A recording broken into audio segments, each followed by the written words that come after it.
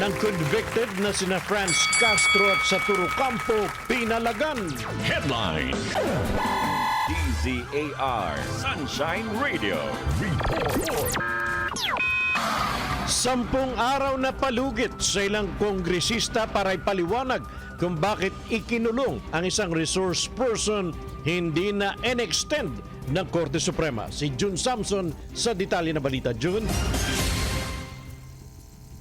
Na extendable o hindi na palalawigin pa ng Korte Suprema ang palugit na ibinigay sa mga lider ng Quadruple Committee sa Kamara para magsumite ng komento kaugnay sa petisyong inihain laban sa pagpapasight in contempt sa Resource Speaker na si Ronilyn Baterna.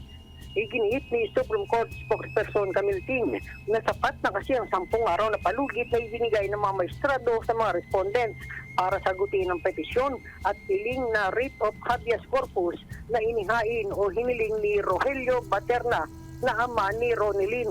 Kabilang sa mga respondents, sina Quad Committee Co-Chairperson Representative Robert H. Barbers, Committee on Public Order and Safety Chairperson, Representative Dan Fernandez, Committee on Games and Amusement Chairperson, Representative Antonio Ferrer, Committee on Public Accounts Chairperson, Representative Joseph Stephen Paduano, Committee on Human Rights Chairperson, Representative Bienvenido Abante Jr. at House Deputy Speaker Aurelio Gonzalez Jr.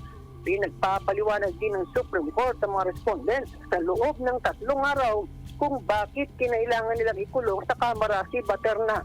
Nagsimula ang reklamo makaraang ipinadetine sa Kamara si Baterna matapos i-cite in contempt dahil sa pag-iwas umanong sumagot sa mga tanong ng mga kongresista kaugnay ng pagdinig sa isyu ng mga Pogo Hubs. Si Baterna ang corporate secretary ng Lucky South 99 o ang nadiskubreng Pogo Hub sa Porac, Pampanga. Para sa Diyos at sa Pilipinas kong mahal, June Samson, kapartner mo sa Balita Serbisyo. Kapartner News Blast. Oras natin, 46 na minuto makalipas ang alas 11 ng umaga. Sa pagpapatuloy pa rin ng ating mga balita, Department of Interior and Local Government at Philippine National Police kinuwestiyon ng dating CPP, NPA, NDF official sa pagiging malaya ng convicted na sina Franz Castro at Saturo Campo. Narito ang balita ni Cresceline Catarong. Pastor Kibuloy was never convicted yet. Ito ang binigyang diin ni dating CPP, NPA, NDF National Intelligence Officer na si Jeffrey K. Eric Celis at patama sa pamunuan ng Department of the Interior and Local Government o DILG at Philippine National Police. Tanong ni Celis, bakit ba tila convicted na ang pagtrato ni Benhur Abalos kasama ng PNP kay Pastor Apollo C. Kibuloy? Ito'y habang ang mga tunay na convicted na sina ACT Teachers Party List Representative Franz Castro at former Bayan Muna Party List Representative Saturo Campo ay ini-enjoy pa rin ang kanilang kalayaan. Hinatulang guilty ng Korte ng Tagum City sina Castro at Ocampo at 11 pa sa paglabag sa Section 10 ng Republic Act 7610 o Special Protection of Children Against Abuse, Exploitation and Discrimination Act. Iginiit naman ni Celis na nananatiling inosente si Pastor Apollo at iba pang kasama akusado. Ito ba ay gagamitin nyo na rin para hulihin si Franz Castro? Convicted. Si Saturo Campo convicted. Why are they enjoying their freedom? Pastor Kibuloy was never convicted yet. Pastor Kibuloy was only accused, suspect. Anybody can be accused of anybody. Kahit sino pwede mag-file ng kaso. Mababatid na naging marahas ang ilegal na operasyon at pagkubkob ng libo-libong mga kapulisan sa religious compound ng Kingdom of Jesus Christ sa Davao City para lamang isilbi ang warrant of arrest. Marami ang nasugatan at may naitalang namatay. Tahasan pang sinabi ng dating kadre na sinalaula lang ng mga ito ang imahe ng pulis pero hindi naman naiimplementa ang kagayang operasyon laban kina Castro at Ocampo. And ginamit at sinalaula nyo ng imahe ng pulis, but you cannot implement it against convicted criminals. Ito convicted na. Si Franz Castro nakaupo pa sa Kongreso at magbidabidahan pa na magsenador, kalain apay at ato ni Abalos. Binira rin ni Celis si Abalos at iba pa at kinwestiyon kung bakit hindi rin nila ito i-implementa laban sa mga teroristang grupo. Why you cannot do that to hardened terrorist criminals na mga at-large pa at nandyan pa mga CPP, NPA, NDF, remnants ng Abu Sayyaf? O, ba't hindi nyo ginagamit ito? Sambit pa ni Celis, malamang diskarte ni Abalos na gamitin si Pastor Apollo maging ang KOJC operations para magpabida. Una nang inihayag ni Abalos, natatakbo siya bilang senador sa midterm elections sa susunod na taon. Para sa Diyos at sa Pilipinas kong mahal, Creseline Catarong, SMNI News. DZAR Sunshine Radio. Report. Pag-sundo kay dating Congressman Teves sa Timor-Leste, pinaghahandaan na ng DOJ. Si June Samson magbabalik para sa Italia. Piyansa ang Department of Justice na mai-extradite o mapapabalik na dito sa Pilipinas si dating Negros Oriental 3rd District Congressman Arnolfo Teves Jr. Ito ay matapos na kumpirma ng DOJ na hindi inaprubahan ng Court of Appeals sa Timor-Leste ang hiling ng kampo ni Teves na ibasura ang extradition laban sa kanya. Naniniwala si Justice Secretary Crispin Remulla na ngayong buwan uuwi sa bansa si Teves at may mga nakalatag ng gagawin ng pamahalaan para sa pagsundo sa dating kongresista. Si Teves ay nagtago sa Timor-Leste, makaraan siyang kinasuhan bilang mastermind sa pagpatay kay Negros Oriental Governor Roel Dicamo at siyam na sibilyan noong nakaraang taon. Bukod dyan ay si Teves rin ang itinuturong nasa likod ng serye ng mga patayan sa nasabing lalawigan noong 2019.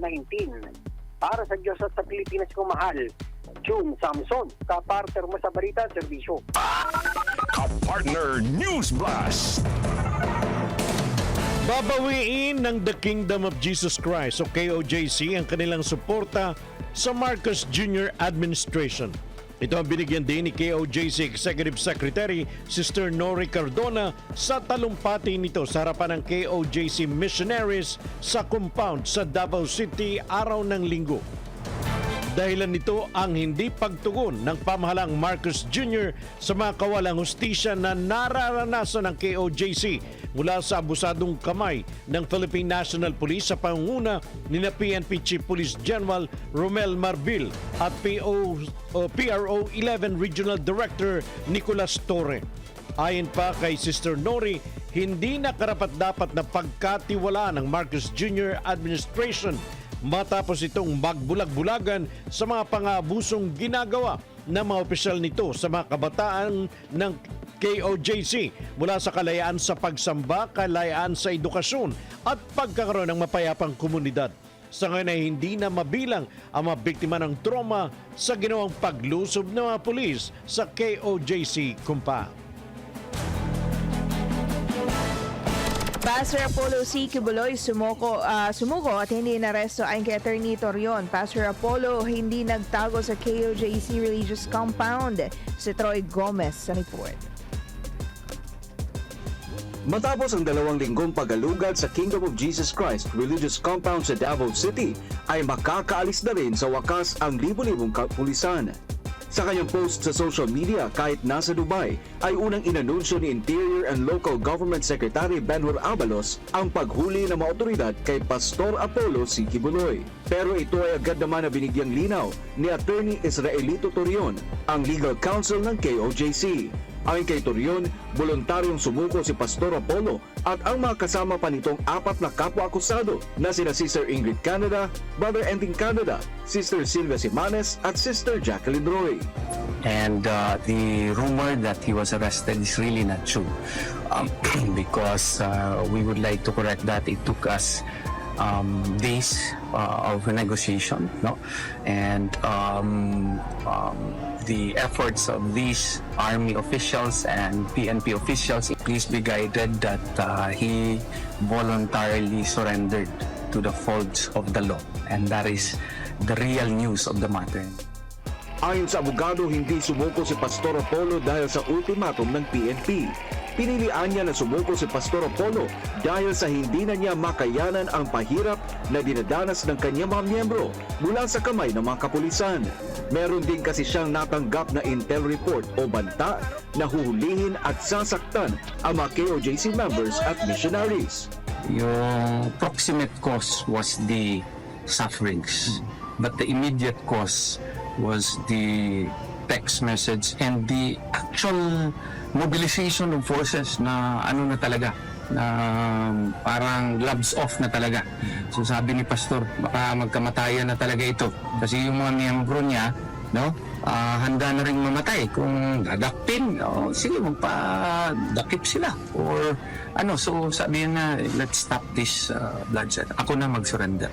Sinabi rin ni Atty. Torion na si Pastor Apollo ay hindi kailanman nanatili sa KOJC Religious Compound sa mga nakaraang linggo kung saan nagsagawa ng search operation ang PNP kahit walang pinanghahawakang search warrant. Taliwas ito sa ilang beses na pinaninindigan ng PNP na si Pastor Apollo ay nasa isang underground bunker base sa nadedetect na heartbeat ng isang machine. Pero doon lang sa mga kabukiran ng Davao po. Kabukiran ng Davao for the entire duration na hindi po siya makita. Patungkol naman sa issue kung sa AFP nga ba o sa PNP sumuko, sinabi ni Torion na sa Armed Forces of the Philippines talaga may tiwala si Pastor Apollo. Si Pastor kasi gusto talaga mag-submit himself to the ISAC. Yan talagang totoo. Doon siya sa army mas may tiwala. Pero honestly, yung totoo talaga, yung army naman, sabi nila na wala kasi kaming police power. This is a police matter. Matapos sumuko si Pastor Apollo at ang 4 pa niyang kapwa-akusado ay agad silang dinala sa PNP Custodial Center sa Camp Crame nitong linggo ng gabi. Para sa Diyos at sa Pilipinas kung mahal, Troy Gomez nag-uulat, SMNI News. Kapakanan ng KOJC Missionaries dahilan ng voluntaryong pagsuko ni Pastor Apollo C. Kibuloy. Sing Ina Mortel magbabalita. Kapakanan pa rin ng KOJC Missionaries ang iniisip ni Pastor Apollo C. Kibuloy kaya voluntaryo itong sumuko sa mga otoridad. Ayon kay Atty. Israelito Torion, lalong nabahala si Pastor Apollo nang makatanggap ito ng mensahe na maaaring hulihin ang lahat ng KOJC missionaries dahil magsasagawa ang PNP ng all-out search sa compound. So galing sa bundok, no? Whether you believe it or not, pumasok siya ulit dun sa compound to check on his followers, and he informed them, no, na he has to surrender, this has to end, no, and ang kapakanan daw ng kaniyang mga miyembro ang pinaka-importante, no, and he even checked on his people. Kaya yung sabi ni General Torre na nandyan lang yan si Pastor, naglalakad-lakad lang yan, hindi yun totoo until September 7 onwards. Nagkapag-usap kami, and yun nga, sinabi niya, hindi ko na talaga matiis yung kanyang mga miyembro sa kanilang mga sufferings, and he did not want the lawless violence to expand further. And he wanted to end it, and he wanted to do the ultimate sacrifice. Nilinaw rin ni Atty. Torion na walang galit si Pastor Apollo at hangad lamang nito ay hustisya, kaya tama na umano ang siraan. Kasi si Pastor Apollo, si Kibuloy, no, sabi niya sa akin, he has no rancor in his heart. Wala siyang rancor, wala siyang galit sa kanyang puso, no. Ang kanyang gusto lamang is of course justice, no. Ano man yan ibig sabihin na di siya galit, pero kung sino yung sino yung may mga kasalanan, let justice have its course. Di wa man ko nasukok sa ilaha kay balumang ko nga nasuguan ra na sila, pero ang justisya diya o justisya. Tapos kunya, kumusta man sa? Kumusta man ka? Ana din siya. Buangan ning nahitabo Attorney mo, ko manang pastor, na nahibalaan na gidong noon sa tibok kalibutan kung unsa ang KOJC. We are placed in the spotlight. Nauwa man nato ni tuyua. Hinaliman ka, 5,000 ka buok pulis, nangita na ko, wagid sila kita na ko. Para sa Diyos at sa Pilipinas kung mahal, ito si Ina Mortel, SMNA News. Sumasambulat sa buong Pilipinas. Sunshine News Blast. International News Blast. Tiniyak ni North Korean leader Kim Jong-un na handa ang kanilang nuclear force para sa pakikipaglaban sa Estados Unidos at kanilang mga kaalyado. Bilang tugon na rin ito ng bansa sa kanilang natanggap na balita na sasakupin ng Washington ang Pyongyang.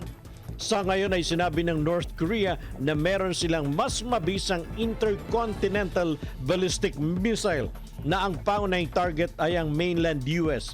Kung matatandaan namang simula taong 2022 pa nang magkaroon ng weapons testing activities ang Pyongyang laban sa Washington at Seoul, South Korea.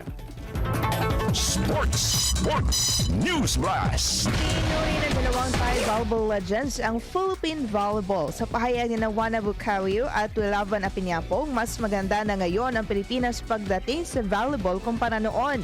Anila, nagmimisto lang isang professional league sa Europe ang kasalukuyang PVL Invitational Conference dahil sa malaking improvements. Sina Juana at Wilavan ang coaches ng Escola team sa Invitational. Showbiz News Blast. Congrats sa 17 dahil sila pa lang ang kauna-unahang K-pop group na naging headliner sa Lollapalooza Berlin. Nitong September 8 na nag-perform ang grupo para sa naturang event. Sinimula ng grupo ang kanilang buong 19-minute performance sa mga kantang Super at Don Quixote habang isang extended rendition ng Very Nice naman sa pinakadulo. Maliban sa Lollapalooza Berlin, nakapag-perform na rin sila sa Glastonbury 2024 noong Hunyo. Sumasambulat sa buong Pilipinas. Sunshine News Blast. Ang salita ng Ama sa pamamagitan ng hinirang na anak ng Diyos, Pastor Apollo C. Kibuloy. Para po sa ating words of the Sun sa araw na ito, when you are in the midst of trouble and you are calm and you are not afraid, that is when you know you have peace. Kapag ikaw ay nasa gitna ng kaguluhan at ikaw ay kalmado at hindi ka natatakot, doon mo malalaman na ikaw ay may kapayapaan. Sunshine News Blast. At yan po ang naging kabuuan at kalipunan ng ating mga balita ngayong pong tanghali ng Martes at 10 tayo sa buwan ng Setyembre taong 2024. Sa ngalan po ng buong puwersa ng DZAR 1026 Sunshine Radio, para sa Diyos at sa Pilipinas nating mahal, kami po naman ang inyong mga naging tagapagbalita. Ako si Tony Cueva. At ako naman po si Val Divina Gracia. Muli maraming salamat sa inyo pong pagsubaybay hanggang sa araw ng bukas. Mabuhay ang Pilipinas!